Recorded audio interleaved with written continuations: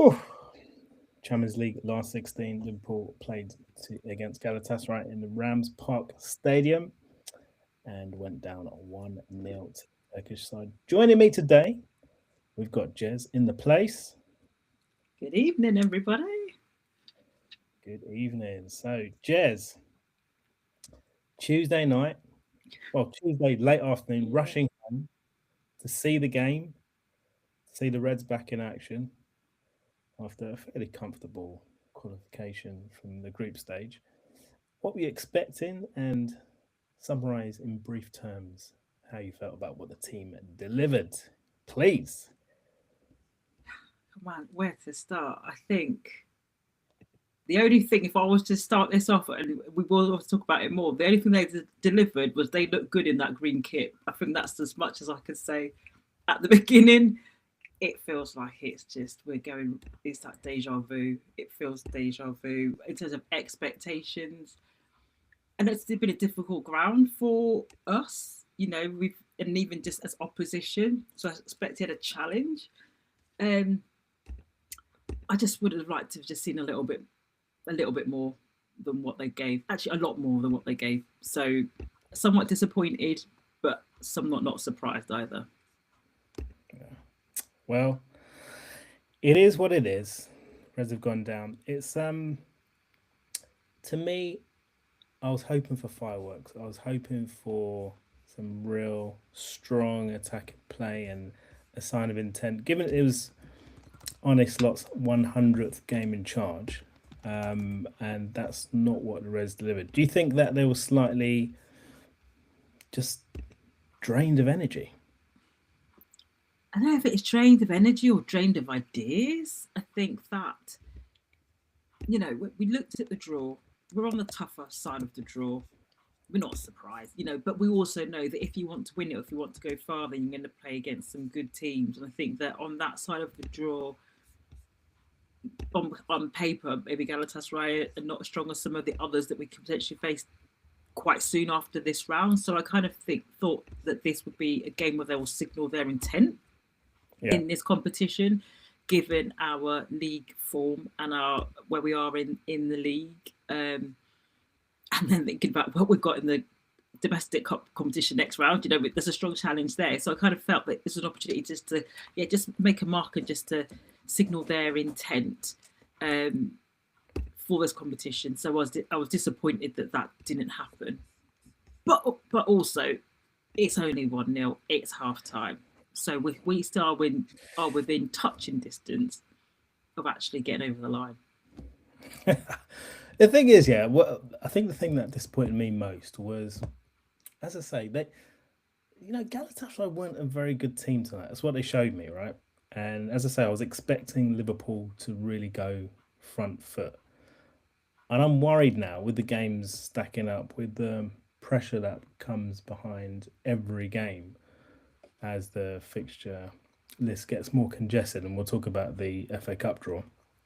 That it's going to take its toll. And going into games like the one at Anfield next week on Wednesday, I think it's going to be, where you're having to win and having to score 2 goals, that's going to drain a lot out of the players. Then when you look ahead to what they've got on the weekend, no matter who the opposition are, it's going to take a lot out of them. That's my concern. It's the cumulative, I guess, energy that they've got to expend going into every match now. So maybe I was being a bit sport, but I was just hoping for a lot more, and it didn't deliver, unfortunately. I mean, I think on that energy point, I think that that's kind of been a bit of a sign of our. I won't even want to say over our season. I think even if you look back last season, there's been multiple times where we've had to be a goal behind to actually start playing. It's almost like they kind of need that kick up the backside to actually go. Actually, now we need to start some football. I think what we've seen this season compared to last is that they've just not been able to pull those 1-goal, 2-goal deficits back, and that's where we've really struggled. So potentially that might be in our favour.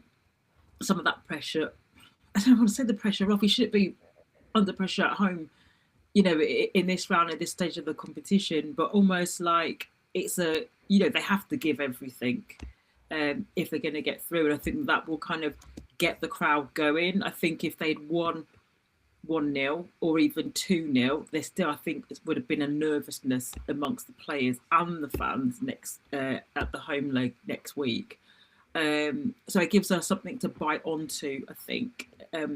But I think what I'd like to see is Liverpool actually moving away from needing that kind of motivation, because I think just getting on the pitch and wanting to get a job done and putting a good performance should be enough motivation, rather than feeling they've got to respond to teams taking the lead over us. Yeah, and that's the thing, it's that pattern, right? Of you go goal down. But fortunately, you know what I mean, with the Champions League format, it's not like, remember that season when, was it during COVID? After we won the Champions League, and the season won the league, and we went to Atletico Madrid and we were a goal down, and it's that tension of ensuring that with the away goals rule, Yeah. you're having to remain on the right side of, you know, how many goals you're scoring at home versus how many conceding. At least I don't have that. So that's why I came out of this game pretty relaxed and able to enjoy the football that followed, especially with Spurs playing next. We'll talk about them. Don't worry about that. But I was really quite calm about the whole thing. But then on reflection, I thought, oh, it's just going to be a big push that's required next week, and we're not actually that good anymore. That's the issue I've got. That's the thing that worries me the most. I want to get into some specifics about the game, because that first half, actually Liverpool were fairly good in terms of creating opportunities, in terms of demonstrating a threat. Where they weren't good was in two key departments. First of all, defensively, it looked quite scrappy, and in attack, they were quite wasteful. So let's talk about the defense first. And ordinarily, I'm not the kind of person to name names or call out individuals, but we need to talk about Konate. There was a moment in the first half where the ball came into the box. I'm pretty sure it was in the first half, and he just swiped her leg at the ball, didn't connect with it, came through to the Galatasaray player, and just fortunately, it didn't result in a goal. But I was just thinking, high stakes, high tension, high consequences for mistakes. You're not focused, you're not locked in. What is it? What is it with us this season? Because that to me summed up where he was at. And then in the second half as well, I think there was that issue with him, the incident with him basically getting his legs in a twist. Unfortunately, it was offside, but there's just one too many incidents there where it just reminded you of the old failings that we've seen this season, right? Yeah, I think, you know, I have love for Ibu. I know that there's other people on the pod who will point him out. We've talked about him extensively this season, and we are only at the beginning of March. There still is a way to go, but you know, I do have a lot of love. I do have a lot of love for him. He's clearly not at the high standards that he's shown us.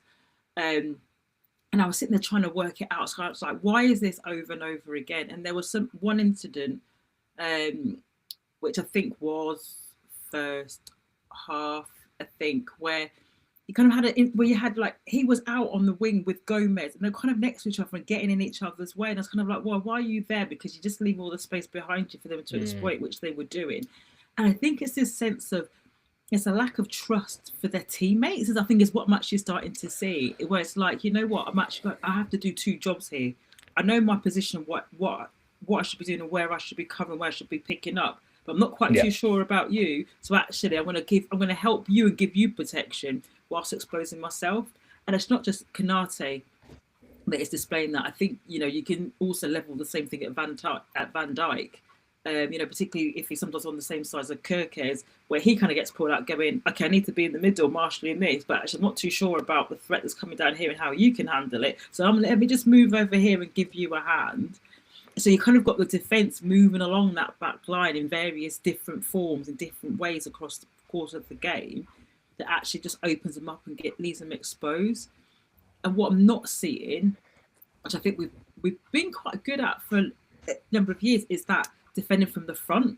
the front forwards aren't coming back and defending. Your midfield aren't defending your front line. So it's so easy for teams to cut through us and reach our defensive line that they've got no chance then. When the ball's coming at you, it's like a tsunami. When it comes at you at that kind of speed and you're trying to jug everything, there's no defensive play from the midfield attack that slows that down, that allows them to kind of evaluate what's happening around them and to get in the position they need to be to, cause a difficulty for the opposing team.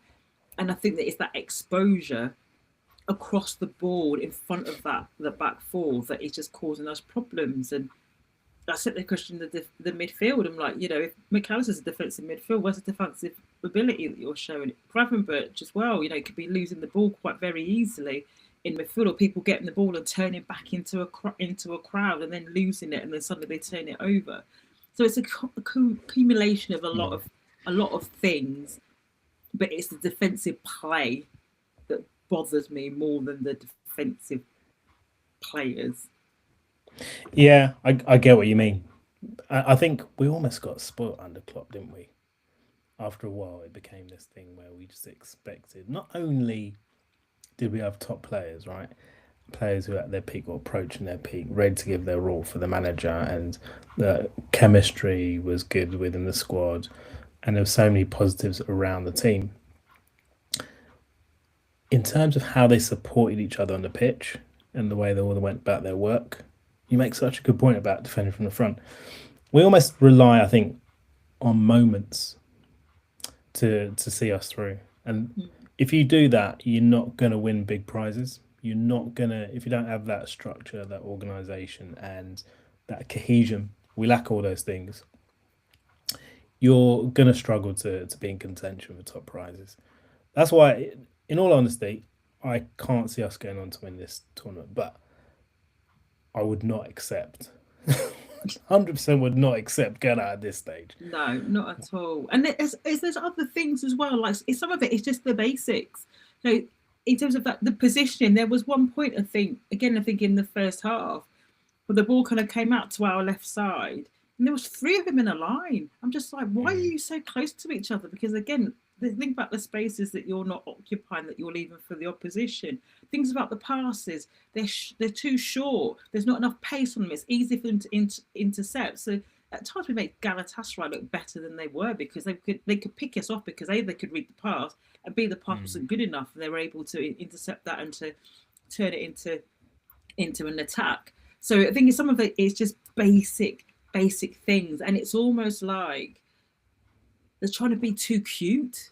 Everything's a bit too cute. I'm going to do a little ball round the corner, or I'm going to nutmeg the player, and it's just like, no, create the space, see the play in front of you, see where your teammate should be, and have the confidence to put a ball in that they can actually run into. Because there are people who are willing to run. Ekatike is willing to run onto the ball. It's just holding on to it, and then the time they decide what they're doing, they've either, the opposition are then in place. And there was times I was looking at it going, why are we so narrow?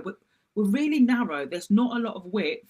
Then also at the same time, we're narrow, and there's space.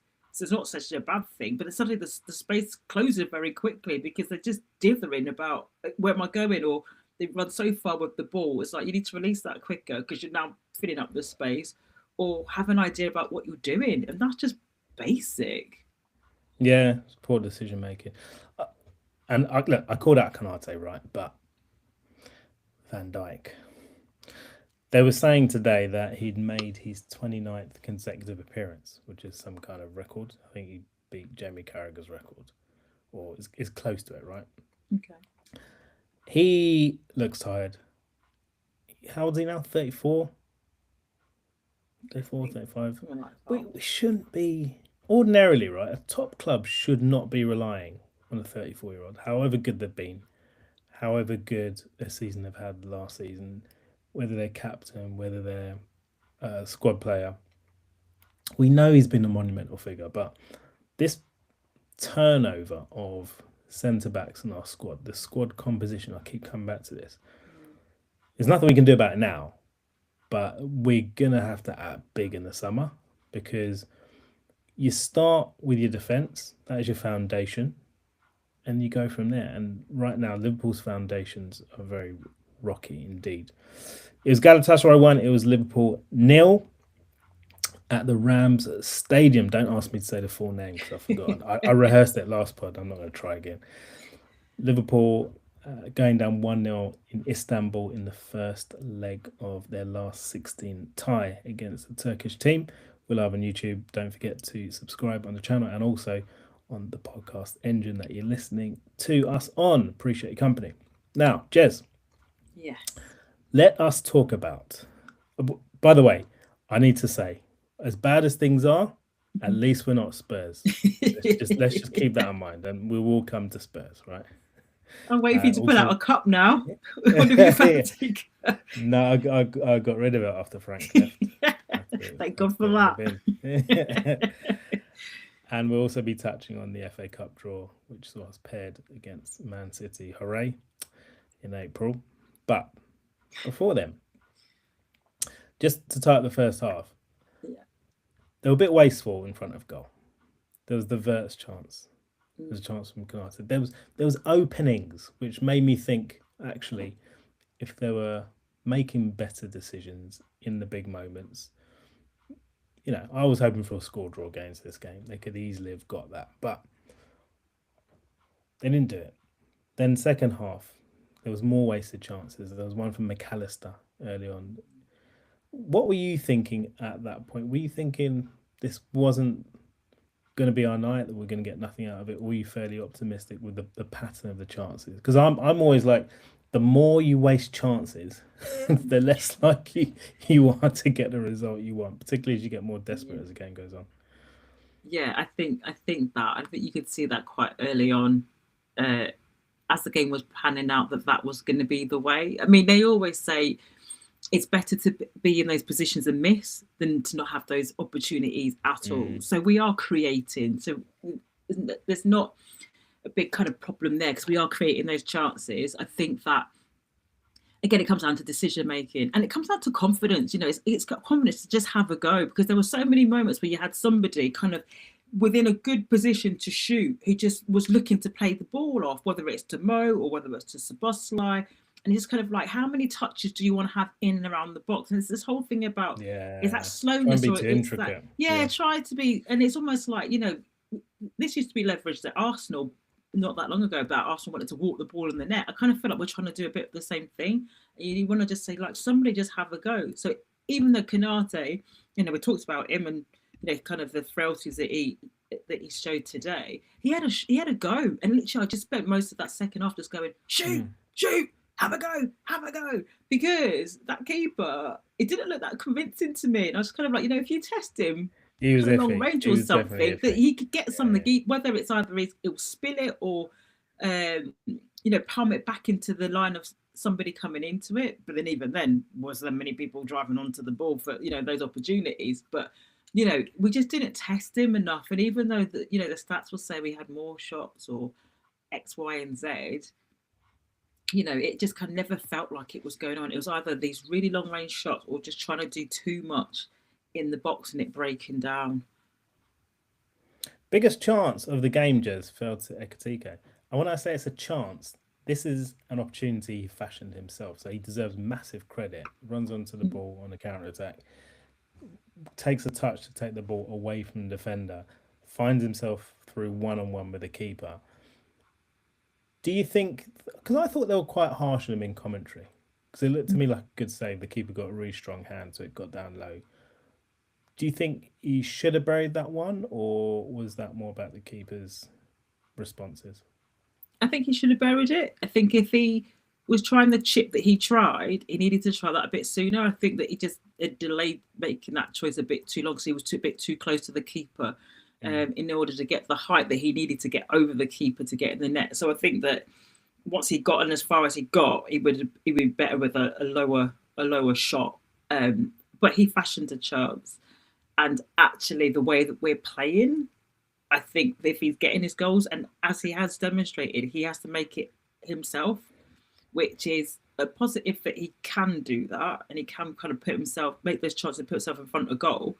regardless of whether it scores or not. But then again, it's another worrying sign about this, how the team are connected or disconnected. That, you've got one man wonder almost trying to get us over the line. So yeah, I think that I kind of think that, yeah, he should have tried that. I think it was one touch too many for him, but he got himself in and he showed that he could do something, and literally gave them something to think about, which up until that point it felt a bit too easy for them defensively. Yeah, absolutely. Tell you who gave us something to think about. Osimhen. He's a danger man, and he, along with a couple of the other Galatasaray attackers, gave the defenders a lot to think about. He gave them a lot of stress. They used the width really well, I thought, and I've always pictured him as a bit of a battering ram, but he's quite skillful a bit too. So like in my mind, he's never like top level, but he's an extremely dangerous striker, and I do worry about what might happen if, say, they were to get an early goal at Anfield next week, and they're basically playing on a counter. I think he could be a massive threat for us. How do you think the defence coped with him? I mean, you'd say okay because they only scored the one goal. We will look at the stats, and the stats will tell you that. But again, it just he was busy. He put himself about. He gave them to think about, but ultimately, it was only the one goal that they conceded, I think. So, yeah, they did their job to a degree. You're not giving them too much credit, but don't forget that in the 72nd minute, we got away with one, right? It's like, was no, I think it was the 61st minute. He got away with one with the offside goal. Yeah. I thought that was really harsh. That was really harsh. I think that should have been 2-0 and probably good night. I don't think we'll come back from that. But then we had in the 72nd minute, I was mixing the incidents up, the Konate goal. We think it came off him last. Was that the correct decision? I know it went to VAR and they scrutinised it for long enough, but I think what happened is the ball was played and it seemed to come off his arm, but he didn't know about it. But the question was whether his arm was the last connection before it went into the net. Didn't look like it to me because it looked like it would come off another player. And I couldn't understand really why it had been chalked off. I looked at the replay quite a few times. Surely that was a bit harsh. That was the goal. Again, it comes down to, okay, these are your rules. Apply your rules and apply them fairly and to the letter. So what they said, so you looked at it and it came off. It looked like it was just a mess, isn't it? It came in. He didn't know it. So there's nothing deliberate about it. But it came off his arm. Nobody was in control. Nobody was in control of the ball or whatever. It came off his arm. It came off someone's leg. It came off the keeper's backside and went into the goal. But the reason why they disallowed it, as what they said in commentary, was because it directly went in off his arm. And I'm just like, it bounced. That ball bounced a couple of times before it went in. And actually you could see that the movement of the ball it came off the keeper's rear end.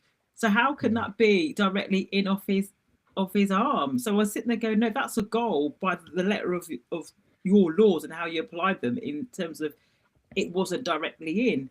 But then also I can see why you could give that as a handball. So it's kind of like it's handball because it hit his arm, but then don't say it's disallowed because it came in off the arm. You know what I mean? It's got to be one. It's got handball or it's not handball. Full stop. But this whole thing is if it doesn't go in directly, then that could be okay. It's just too much grayness. It's a weird thing. But the rules are the rules, and to me, you could see even the trajectory of the ball.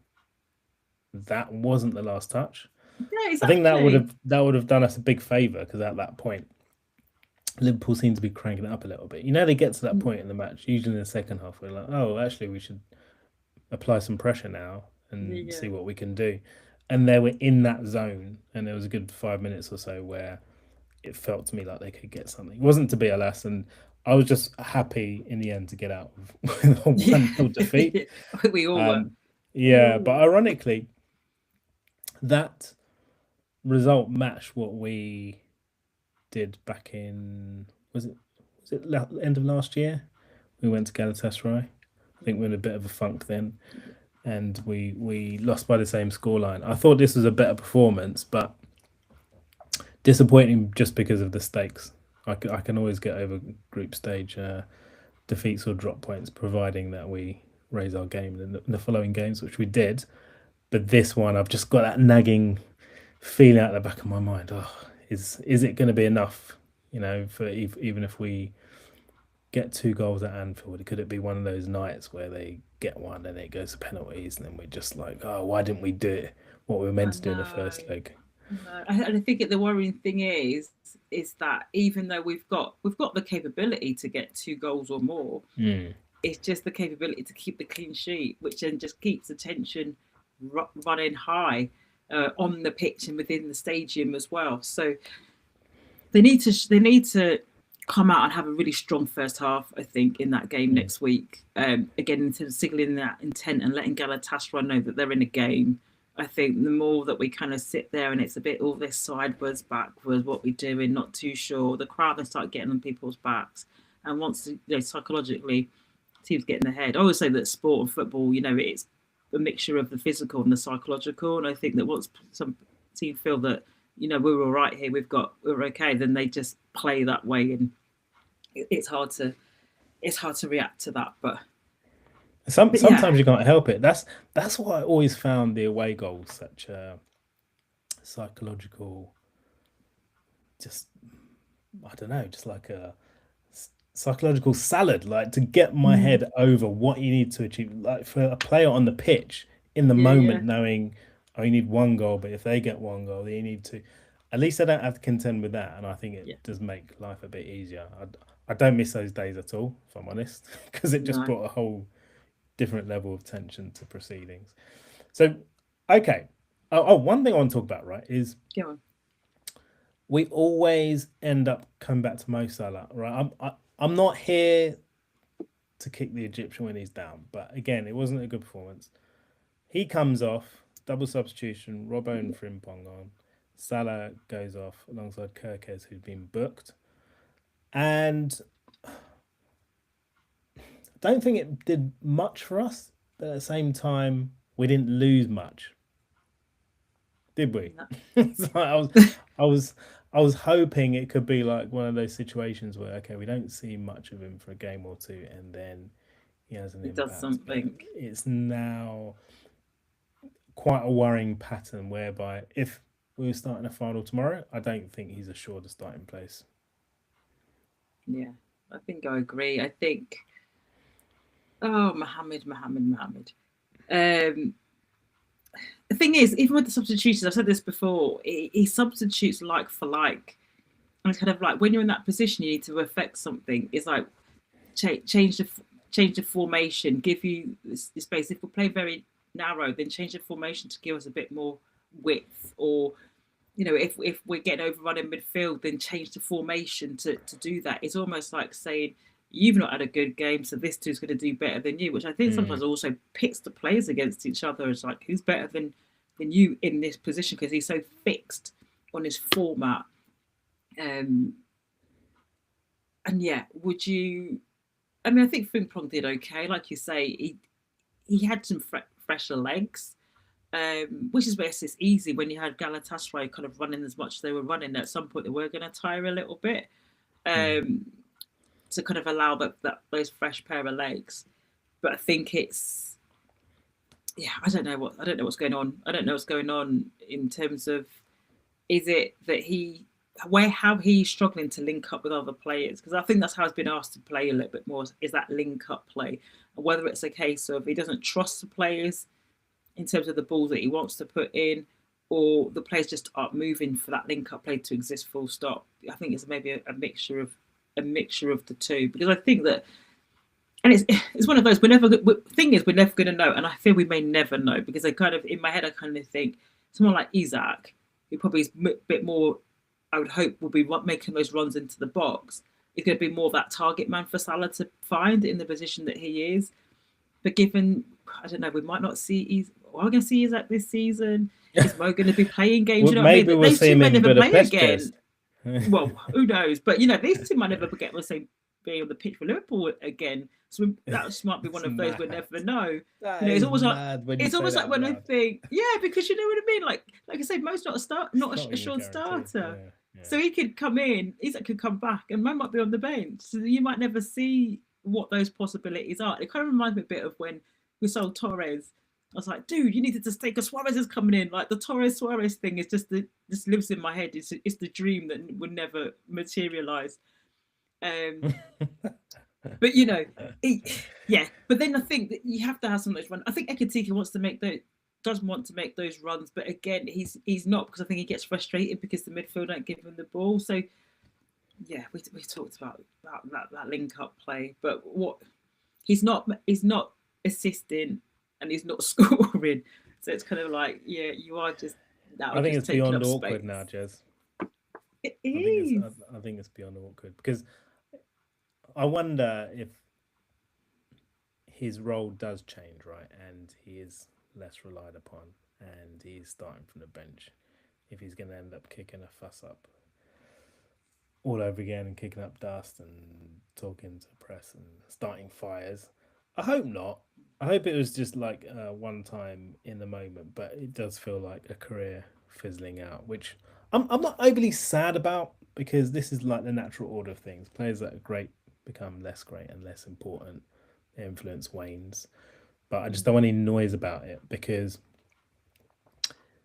it's not going to help us in the No, run in. It's a really important run in that we've got for the club's immediate future. I don't think that's an exaggeration. They have to be qualifying for the yeah, Champions League. That's for not sure, optional.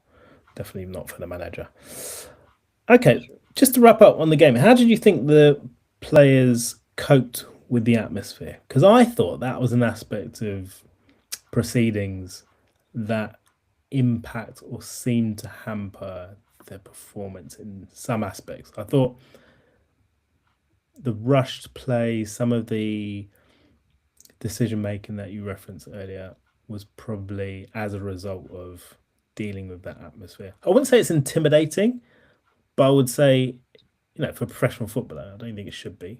These are players that have played in all kinds of atmospheres, but more unsettling, right?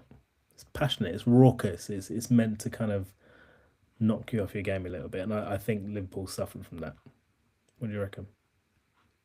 I don't think we could use that as an excuse, because Anfield has Mm. always been, that's part of our legacy and our histories. That Anfield is like that, and particularly on Champions League nights at Anfield, like Anfield is rocking. Usually, people are up there shouting, intimidating. When Barca came, when we came back from 3-0 down, that's like on another level. So we've had many of those, and a lot of those players have played at Anfield within that, and we've always talked to reference how we use that to our advantage. So I wouldn't say that Galatasaray would be anything different to Anfield on European nights. I don't think we can use that as an excuse. I think they just need to focus and shut that out, because actually, and it's how they silence that crowd, which comes down to the how they play on the pitch, and they didn't do it. So I don't think we can talk about that excuse. I mean, it's a nice narrative, isn't it? It's one of the You're not having it. commentators. Oh, look at the atmosphere; it's so intimidating. It's just like, yeah, I but this don't is a think players are football intimidated pitch. by it. No, I just but don't see it. Their lives, generally speaking, are not in danger, right? They're there to play a football match. And to your point, if they are executing against the plan and things go well for them, then they'll silence the crowd.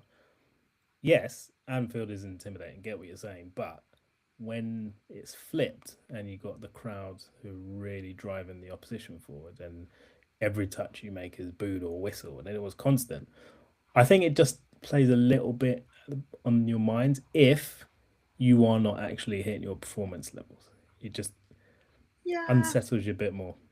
yeah, I kind of. But then again, like I say, we are Liverpool, and if we go to many other stadiums, it's like some teams' cup final. So you'd have that. You get that with the promoted teams, and okay, the stadiums might not have the acoustics because they're more old school.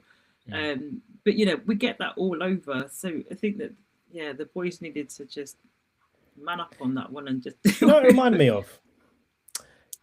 Two of the worst performances in Jurgen Klopp's time Mhm. were in Europe anyway, away to Napoli. Yeah. And one time we went to Belgrade And Belgrade, the atmosphere there was very similar. Well, just watching on TV, but from what I could see, to going to Galatasaray, like non-stop, really crowd on Mm. top of you during every decision. And I think that was also reflected in, and I know they got maybe one or two dodgy decisions against them, but also reflected in their discipline to a degree because you had bookings for Van Dijk, Gravenberg, Kirkes went in the book, Mm. Soboslai. Don't know if McAllister got a card as well, but he was definitely biting, let's say, into a couple of challenges. Yeah. And I was just thinking to myself, would there be a lot of karma if it was a less vociferous ground? And that's why I asked the question. But to your point, Yeah. when they go back to Anfield next week, it's going to be the reverse, and then we'll see how they'll cope with things. Yeah, I mean, even with that, and I was thinking this when because I talk about a lot of commentary, and I was like I said, I made the points that I've made, so I'm not going to repeat them. But maybe some of the issue is actually, and you kind of get some of this leveled at you from like away fans as well. That I think because of the performances where they've played, Anfield's been a lot quieter.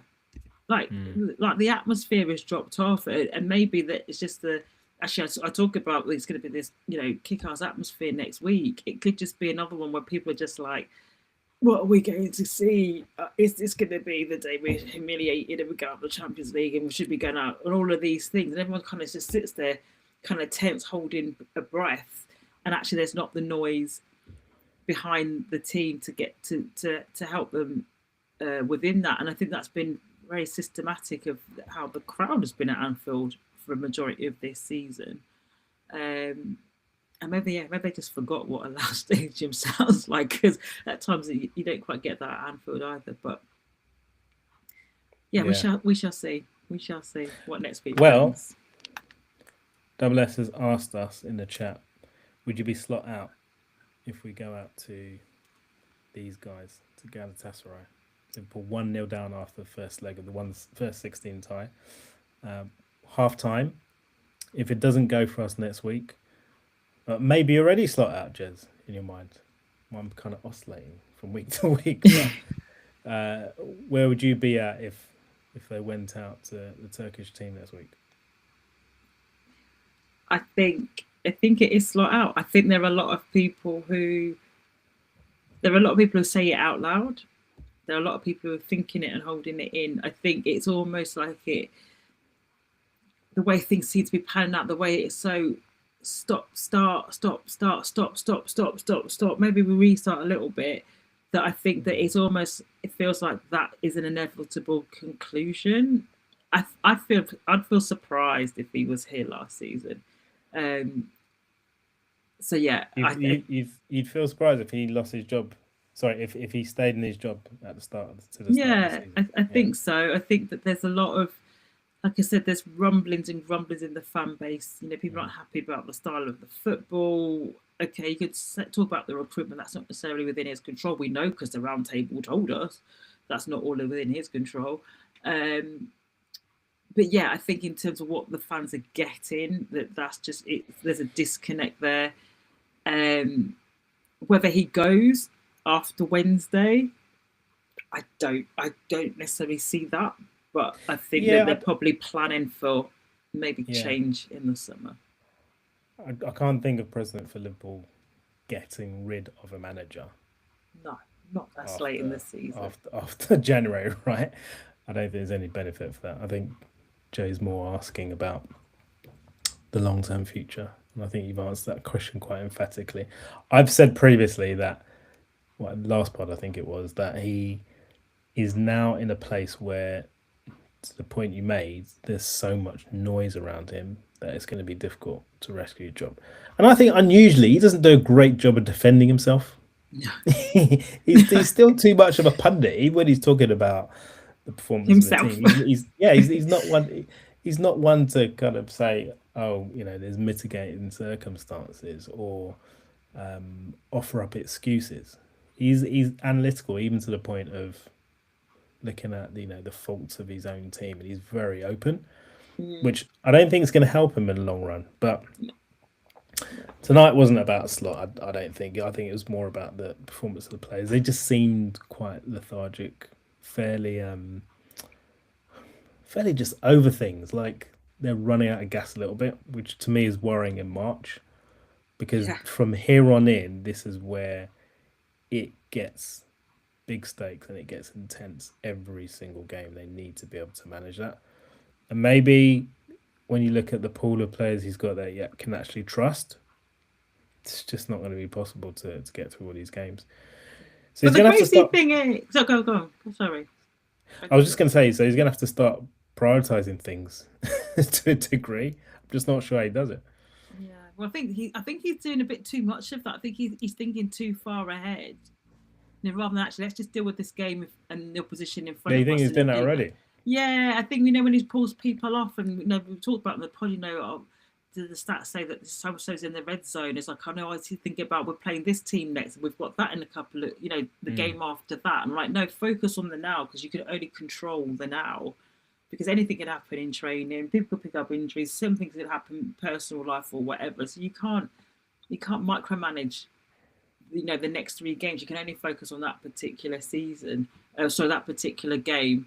um but yeah, I was just about to say that we're talking about the intensity, but kind of don't forget that come Easter weekend, which isn't that far off, we could just be down to playing once a week Premier League. We But could be out of both. just why would you say things like that? No, but you know what I mean. We're talking about intensity, but that could equal out, and Uh, and yeah, we've not even been that great, but we've had a week's rest between games either. So it's just kind of like whichever kind of scenario you think could happen, it just feels a bit. Or maybe I am just very doom and gloom rather than it feels doom and gloom. Maybe this is just me. But yeah, he's fighting for him. He's fighting for himself. But I also can worry that he's fighting by himself because I don't necessarily know how much the players are behind this guy. I always find it weird when people say that though, Jez, because you've got to fight for your own pride and for your own objectives, and there's the possibility that they could lift the trophy, if not two. Like, okay, now wildest dreams, I accept that. Not Premier Ultimately, it League. comes down, yeah, not the Premier League, but ultimately it comes down to how much desire and passion you have to achieve your own goals and objectives. It's not. It shouldn't be about fighting for the manager. I've never really understood that kind of thing, unless you're a Spurs fan. We'll come to them. We'll come to them. Just to wrap up in Galatasaray, so they are coming back to Anfield next week for the second leg of the last 16 tie, which, should we win it, I think sees us paired against PSG or is it PSG? Whoever they're playing. You can dig that in the background. Yeah. But they'll be coming, Jez, without fans for that second leg. So UEFA's banned Turkish champions from selling tickets to their travelling fans, and that's because of scenes that accompanied their win over Juventus in their playoff fixture.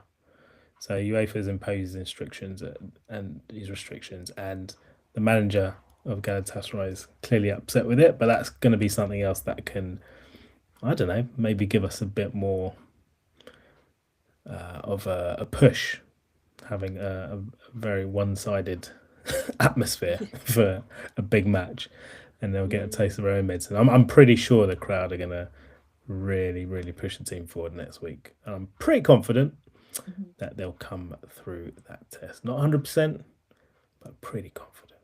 I'm really hoping that they're going to sell those tickets to the home fans. Like they're going to fill that away end. Yeah, I don't think they'll leave it open. So. No, but I've not heard think anything so. to suggest they would do. That's an extra 300 couple of thousand tickets. Yeah. Well, let's see what it decides to do with that.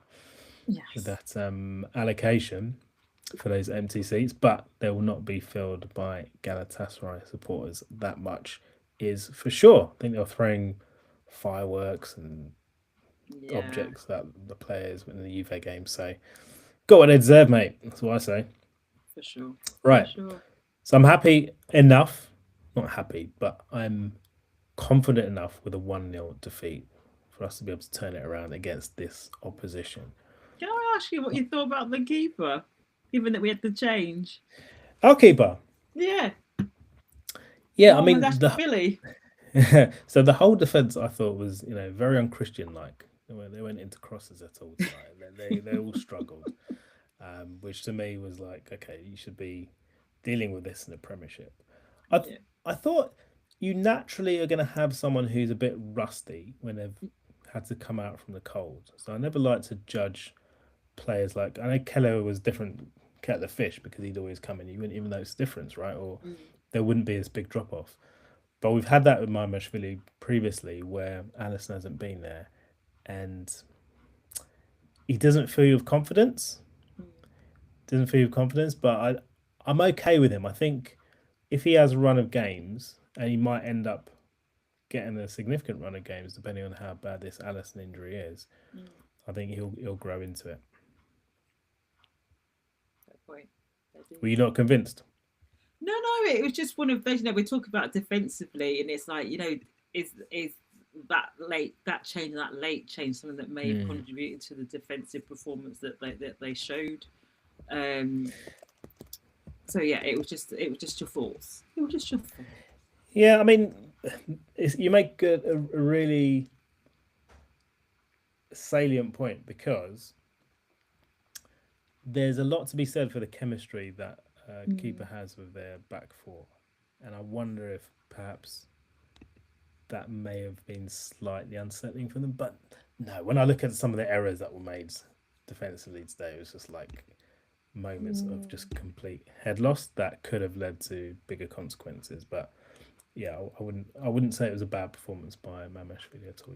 He did perfectly fine in my book. Now, Jez, on Sunday, I went to sleep fairly content, but then I had a nightmare. Oh. I had a nightmare that we were going to have a horrible draw in the FA Cup. And that nightmare became reality just a matter of hours later when we were drawing against Man City. In the back of my head, I was thinking, well, FA Cup, yeah, we can do this with a kind draw. Port Vale are there, West Ham, all these kind of teams. Come on, we can do it. But it wasn't to be. We got Man City away. In a way, I've accepted our fate. I've told myself we're not going through because I struggle to picture us going to the Etihad and getting a victory on that ground and walking off victorious. I can't envisage it. Now, I'm not one of those people who looks at us as underdogs necessarily against anyone going to any game. But in this case, I think City, although they've got a lot of fixtures themselves, they've proven themselves to be so strong at home and we're so unreliable. And what I saw against them last time we were there was just a complete whitewash. I think they've got a number, and I'm struggling to see how we get past that. Not least because we're going to have to do a bit of rotation and bring in players that we might not ordinarily start. But maybe that's just my super pessimistic side of things after the dream I had on Sunday. How do you see it? Do you know what? It's one of those, and like there's no disrespect intended, but we were praying for Port Vale or Southampton. I was just like, All those are the day balls long. that need to come out. And then when the first one came out, it's like, there's another Yeah. one in there. We're all good. Then they came out, I was like, oh shit, we got left. Like what? And then it was just this case of like, okay, because you had City, Arsenal, and the rest of it in there as well. But You said it in a WhatsApp chat. It was definitely going to be City, wasn't it? yeah, you just felt that as well. And Joe Hart, he took so much pleasure putting that ball out as well. Yeah. I was just like, oh, dude, Had come to be on. Joe Hart. Had to be. I'm surprised. Don't like him as a. I'm surprised he didn't drop it back don't in. like him as a pundit. I do not like him as a person drawing balls for the FA Cup. Not at all, not at all. But I think it kind of feels like inevitable. And again, I go back to what I said about psychology. That psychologically they've got one. I feel like they've got one over us. It's almost like I just kind of they wiped us. Oh, totally. And home then I'm and just away. home and Yeah. away in the league this year. And then I just kind of was like, Dokuma, I don't want to see that dude again. I don't want to see that dude again because he just He battered loves us. playing against He us. does, he does. It's like, oh gosh, what's he going to do now? But, but I think that there still is, but as hit and miss and hot and cold as we've been, there are still opportunities for this team to show themselves for what they are, which is currently Premier League champions. There is still opportunities to redeem themselves. Here we are in March, Like right? redeem is the 10 right word, months but after it happened. And every time someone says that, I just snigger in my own head. I know, Because but we're so far off it. I know, but just let them know that we're still here. Like we're in transition, but we're Click going to into be our back. status. We're going to be back. We don't want people to feel like we're kind of like a Manchester United. We won the league and then we go into free fall. That we're there in that kind of dark zone for like X amount of seasons. We want people to feel like we could bounce back from this. This is a one season blip, and that next year we're going to be stronger. We're going to be better, and we're going to compete a lot more than we have this season. But yeah, Well, it's going to be tough. It's going to be tough. I think. I don't see them taking their foot off no. the gas with this game. I think that for them that they get a bit of momentum, and with momentum you need that consistency. So I think they're going to play a strong team, as strong as they can in every single game. For them, regardless of competition between now and the end of the season. So we're going to be up against it. Who's that keeper that they signed? Because you're saying they're going to put out a strong team. Who is it? The keeper the English keeper that they signed, and then 2 minutes later, Donnarumma turns up. Yeah, What's his name? Because I what, do you want us to sign him? No, I was just thinking to myself, what does a weakened Man City yeah, look exactly. like, really? Because they've got so much more depth than us, and we were the ones that were desperate for a central defender. We were the ones that were desperate for someone to replace Luis Diaz. James Trafford just thought of his name, and we lost out on two obvious targets for us to them. So they've gotten even stronger as we've been kind of crippled by players who can't come in and do the job. But look, I don't want to look with envious eyes on what they've got in their squad. I want to see a decent performance where we're not humiliated, because we already had a 3-0 beating up, and then the Anfield game, I just thought they controlled that the whole way through. It would be nice if you're going to play a team 3 times in a season, if we can get a bit of positivity and joy out of them, even if it is Man City, right? Yeah, I mean, I think that if we are going to get anything out of the game, I think the only way will be we get penalties. I can't over 90 minutes. I can't see. I can't. I feel bad to say that, but I can't see it. No, I can't see it. So yeah, I think. Yeah, thanks for reminding us, Jay. He put Trafford in the comments. I thought it was just so. I know it's probably a bit evil, but I thought it's so funny how like they sold him that dream. And at the time, I think he had the choice of going to there or Newcastle. And like literally 2 minutes later, they're like, oh, Donnarumma's available. But he did interviews recently where he was essentially saying, like even post-match interviews, saying this isn't what I wanted, kind of thing. Yeah. So I don't think it'll be there for much longer. Right. Okay. Well, like you said, I hope we do come back, and I hope we show ourselves. One person that won't be there, Jez, is Pep Guardiola, because he's serving a 2-match suspension for really unacceptable conduct in their last game against Newcastle. So who will be standing in for him? The one and only Mr. Intensity himself, Intensity Identity, Pep Linders. Now, imagine the sight of him lording it up after they beat us. I don't want to see that. No, I don't. Yeah. Let's move on. In my head, he still feels very much like a Liverpool man. I still find it strange to see him in that dugout. Yeah, I do. And I guess for him, that's kind of what he wanted, isn't it? He did want to be a number 2. Obviously, he went to one of the Red Bulls and it didn't work out. And he's kind of back, and he's going to have his kind of moment to kind of be leading them from the dugout. in those next two games.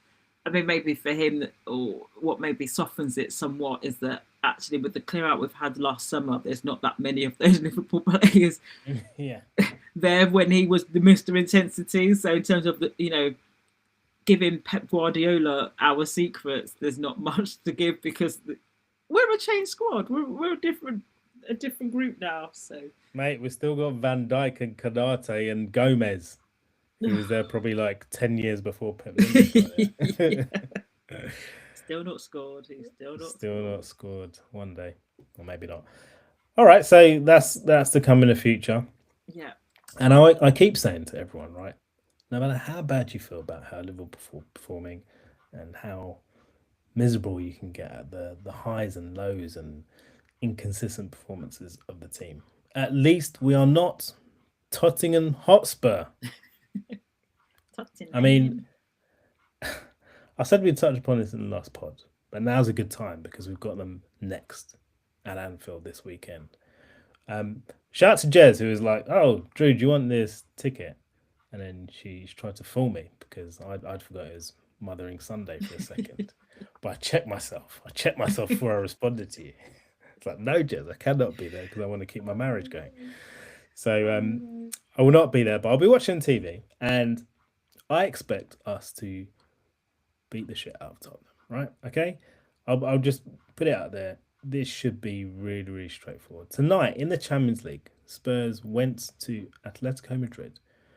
They were, I think, 3-0 down within 20 odd minutes. The goalkeeper, you talk about rotation in our team, the goalkeeper who Igor Tudor, the worst managerial appointment of all time, brought on to save Vicario's legs or hands, was substituted after conceding 3 goals. I mean, the shame, the embarrassment, not just on the player, but also on the manager for making such a shambolic decision. He left the likes of Solanke on the bench, who came back and got a goal. But the whole operation there, I suppose, just seems completely shoddy, doesn't it? I mean, have you got any Spurs friends and how are they coping? No, I don't have any friends, but I'd be pinging them the number for the Samaritans and organisations like that because I feel like they need help. I mean, wow, they're in a funk. Sometimes I think that we're in a bit of fun. They're in a funk. It's not just that performance tonight and that outing tonight, but just everything across the board. And like I think I've said before in a previous pod, that they were, and I don't quite know how they kind of managed to get themselves into one of the top 6. But, they were kind of in those circles not that long ago. And here they are potentially, they're kind of dancing with relegation. And I want to say an embarrassing outing in the Champions League. But I don't think they've, other than kind of when they got to the final against us in 2019 and the way that they got over the line with Ajax, I was kind of thought, oh, okay.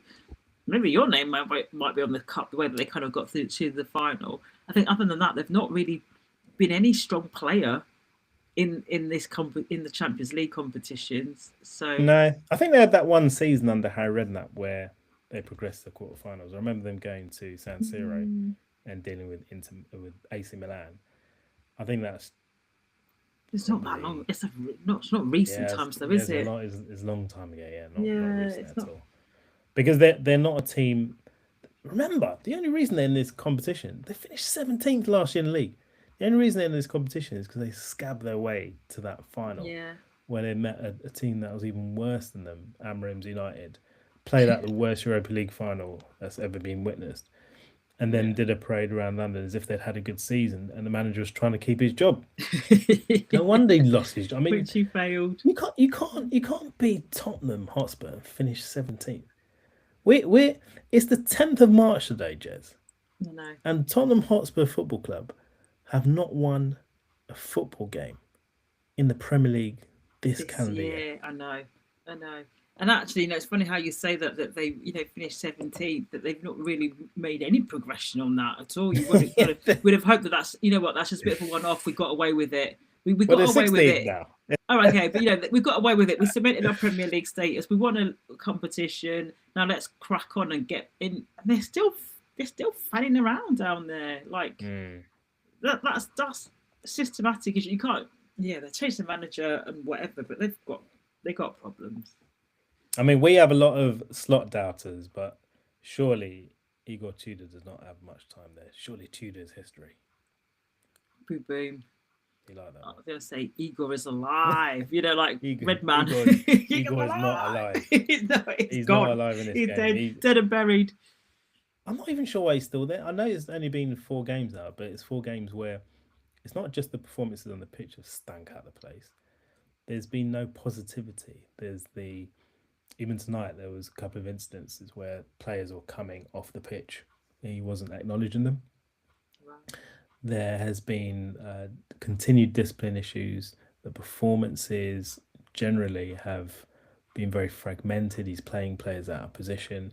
They have got no kind of uptake in form since he came through the door. And on top of that, he's got this. I think he's got a reputation, I'm told, of rescuing teams and getting the points they need at the end of the season when things get desperate. But everything he's showing me is someone that just has no interest or connection with the club he's at. It's even worse than Frank. Yeah, Unbelievable.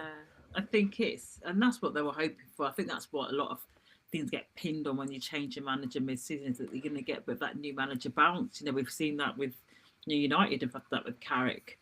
Um, but yeah, when it starts becoming very crystal clear that there's no bounce, it still flatlines. That they are in trouble. They are in trouble. Like, how do you, with a fresh pair of eyes, fresh ideas, and there's still nothing.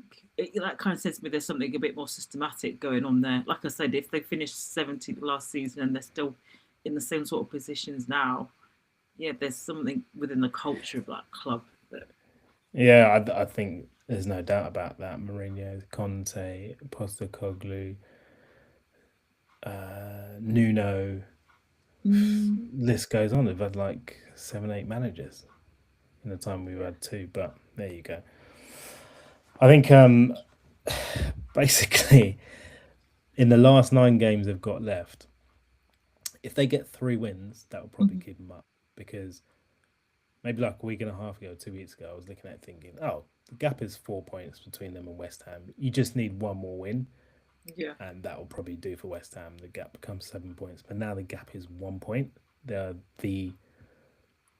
what's the opposite of form team? They are the punks of the Premier League, right now. Can't win a football match. And the threat of relegation is real. I can't remember. Maybe Leeds might be comparable. I can't remember a team going down or being this close to going down. And you think the ramifications of a club of this size exiting the league would just be felt throughout Europe. I'm not even sure it's a good thing for English football, but it would sure be a funny thing. Would you like to see Spurs go down?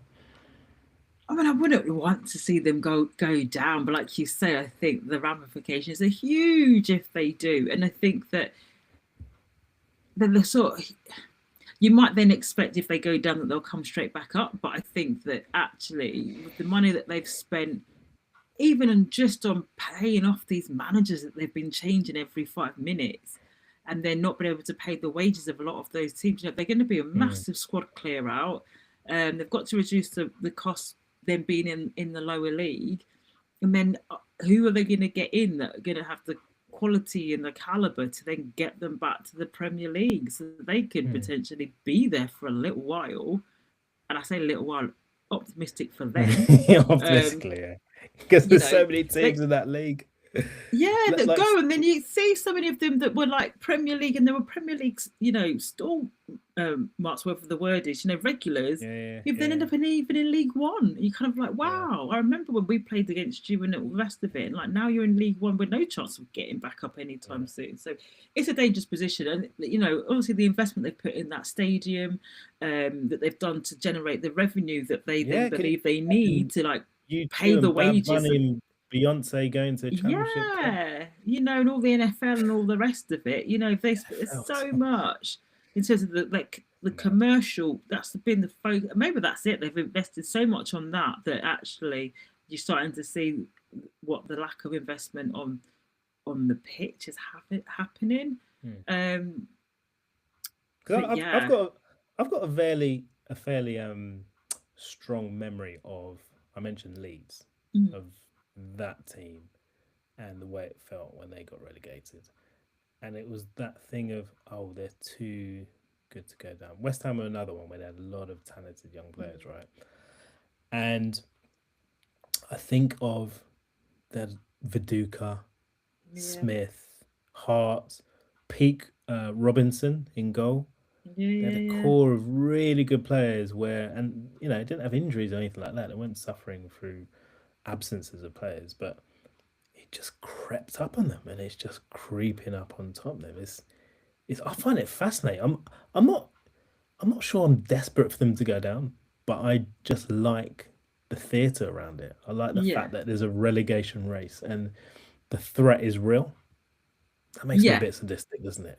No, but I think kind of also part of it, and that this has been spoken about quite a lot, kind of just general football in terms is that actually what you don't want to keep seeing is that the three promoted teams then go straight back down. You kind of want to see Mm, teams coming up and be able to hold their own and maintain in a Premier League position, but in order for that to happen, then an established team has got to go down if a promoted team is going to stay up. So there's always that, and I think it's that whole kind of with that kind of theatre and that drama. It's actually that you can't take things for granted, and just because you've mm, been in the Premier League for X amount of years doesn't then mean that you're entitled to this, because everybody it's competitive, and that's what you go for as well. I mean, even the thinking back to your point about Leeds, I think again I think for any of the established Premier League team that ends up going down, I think in terms of how they organise and run their club ultimately is what impacts their whether their bounceability or whether they languished there. Because I think when Leeds went down, I think weren't they still paying Robbie Fowler's wages, because Robbie Fowler went to play for them and then he'd moved on and they were it's a still paying their complete wages, mess. and then they've got relegated. They didn't have the Premier League money, but they're still paying him X amount of wages. I'm sure Yeah. there's a couple of other players as well I that think have that's these what really kept them weird anchored down contracts. to Yeah, the championship, because financially they got a big gun and shot themselves in the foot. I think it was Risdale who was in charge, and Peter Risdale. yeah. So Um, you just kind of hope that, well, not hope, but if Spurs are in that kind of position in terms of these really weird, bonkers deals, whether it's with players' contracts or commercial deals that they have, it's those sorts of things that could really, really trip them up more so than them just being relegated just on that front. Double S says, "What's the opposite of a new manager bounce?" I don't know. Burst bubble. Can't think of anything better, but Old whatever it manager is, far. that's exactly whatever it is. Tudors has achieved it. He is that guy. I wouldn't even be surprised if he's not in a job by the time we end this podcast. Now, you'd also like to see them go down. I mean, if it happened, I wouldn't be crying. I just find the whole thing fascinating. So we do have them on the weekend. Just before we go, we need to get predictions. Right, it's just you and I tonight, and I am looking forward to a Premier League game for once. Right, I'm gonna have a good Mothering Day Sunday. I'm pretty sure of it. Your face says don't be so cocky, but in my head, if you cannot win this football match, yeah, not just win it, but if you cannot slap up the opposition, then what are you talking about? Race for top 5. It's not even your business. So I'm going to go first, and I'm going to say 4-1 Liverpool. I don't trust them not to concede again. How about you? Do you know what? I just keep back to that game because it was them, the opposition, when we won the Premier League. That was it 5-2, wasn't it? Like that. Yeah, Oh, yeah, I still can cry thinking about it. Like just being in the ground was ridiculous. So just something. Let's just before we have to let go of being the champions and handing it over, just a similar type of result. So I go high scoring like yourself, but I don't believe we won't concede. So I'll be happy with another 5-2, but it might be more of a 3-1, 4-1 maybe. I'd hope. I'm not going to sound confident, but that's what I'd like Touch to wood. see. That's what I'd like to see. Touch wood. We are live on YouTube, and if you are watching us back, Thanks. Make sure you subscribe though. Hit that bell so you know when we're going live, and same on Spotify and Apple. Please shout out to Honora. Hope I haven't butchered your name. I probably have, so apologies. Checking in towards the end of the pod. I think that's a lot. We've been through a lot. The team have been through a lot tonight, but they will emerge, I'm pretty sure of it, triumphant next week in that second leg against Galatasaray. Because if they don't, there's going to be fire, as Salah says. There'll be fire. You don't want to see fire. Not in March.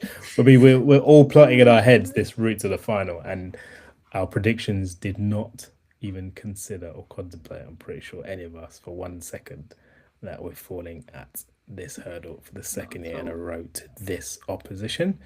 So if we're going to go out, let us be dealt with by a team that can actually win it. All that's left to say is thank you so much to Jez for joining me late on this Tuesday evening.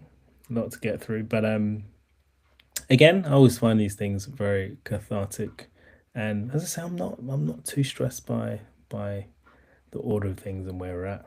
I know there's a bigger conversation to be had in the summer, but for now, Liverpool are still in it. They're still fighting. There's still an opportunity for us to do our thing. Again, make sure you please hit that notification bell on Spotify and Apple, whatever podcast engine you are watching or listening to us on. Follow us at LFC Agenda Pod on YouTube, on TikTok, and on Instagram. And hit the notification bell on YouTube. We are live after each and every single Liverpool game without fail. We're here. Whether it's good, whether it's bad, whether it's indifferent, we are here. And we'll be back here on Sunday after hopefully we beat Spurs, Jez, right? Fingers crossed. Please, yeah. Lord. One more thing before we go, Jez, is, and I keep forgetting to say it now, one thing that really helps the algorithm is if people give us a 5-star rating.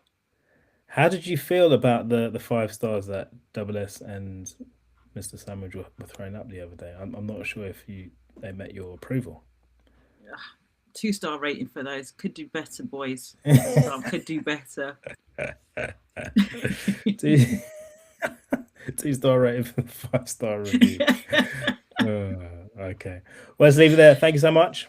I'll let you go and wish you all a good evening. Thanks for joining us, and we'll catch you